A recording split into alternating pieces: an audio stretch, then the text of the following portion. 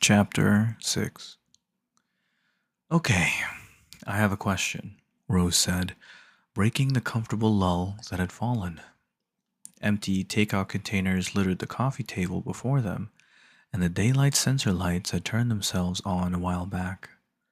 The conversation had meandered from schooling to family, the latter a topic where Sebastian had much more to offer. Ask away. Sebastian had run off earlier to get blankets for both of them to snuggle into. Separate, of course. They both now sat all cozied up on the sofa, filling the room with words. How have I not seen anyone else here? Like my family? Sebastian asked. They all live in different places, but we can go meet them if you want. No, that's not what I meant. I was just wondering, well, you were cooking breakfast yourself, and nobody came to turn down the bed or anything. Do you not have. She trailed off, trying not to sound too privileged and pampered, but failing. Sebastian chuckled. No, no ladies in waiting will be found here, he said, promptly making Rose flush an embarrassing shade of red. My grandparents came from very humble beginnings, and my grandma always taught me to rely on myself as much as I can. In the workplace, or even in the outside world, there's a certain look I have to maintain.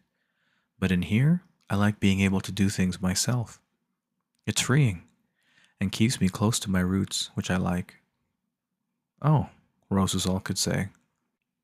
I don't mean to offend you, of course. We grew up differently. The Beaumonts have been around forever, so of course you're used to certain luxuries. I'll get some help for you as soon as possible. No, Rose cut him off.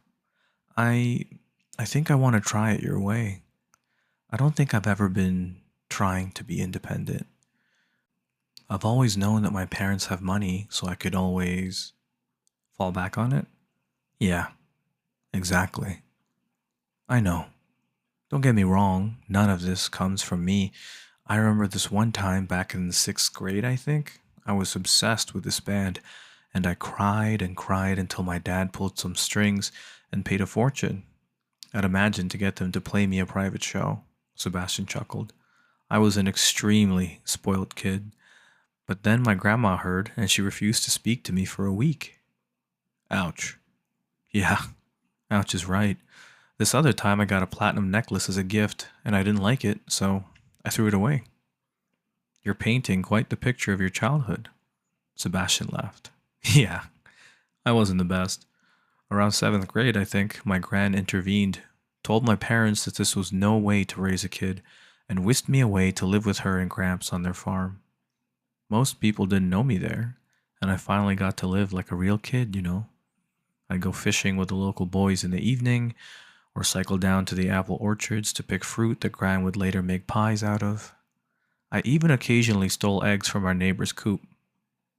Gran taught me how to cook, and made me clean, and sometimes I even had to help out in the fields. That sounds like a cottagecore dream, Rose breathed, trying to picture it. On paper, yes. But it was hard too. I remember the first week back, I almost ran away because Gramps made me muck the stables. It was atrocious, he pulled a face, making Rose laugh. But it was nice, too. I made so many friends, and I did enjoy doing a lot of the chores. But most of all, I loved that I could spend time with Gran. She was real. There was no pretending with her. Nothing fake. I hadn't even realized just how much I had to constantly act, how much I had to maintain a facade before I went to live with her. Rose wasn't sure what to say, so she did the one thing that she could think of. She reached out and gently squeezed his hand. That sounds beautiful, Sebastian, she said quietly. Sebastian nodded. Everything about her was. She was a beautiful person. He looked down, hair falling over his forehead and covering his eyes. I miss her all the time. I'm so sorry, Rose whispered softly. Sebastian shrugged, his eyes cast downward. I guess I just tried every day to uphold her values, he said, looking back up, his smile a little wobbly. I wish I could have met her. She sounds like a wonderful person, Rose said, and Sebastian nodded. You would have loved her. Most people did. I could take you to visit the farm sometime, though. I go there pretty frequently, make sure everything is in order. Your granddad? He passed away too, just a week after Gran. Oh, God, I'm so sorry. No, no, don't be. It was fitting, really. They both lived a full life, and I don't think Gramps could imagine a world without her. I have never seen a man so besotted. They've always set the bar for me, when it comes to love. I've grown up wanting a love story like theirs. Rose's face scrunched up a little. Guess I've ruined that for you. Oh, don't worry. The moment I fall in love with someone, I'll divorce you so quick, he said with a laugh, making Rose grin. So reassuring. Thanks. What can I say? I'm nothing if not a romantic.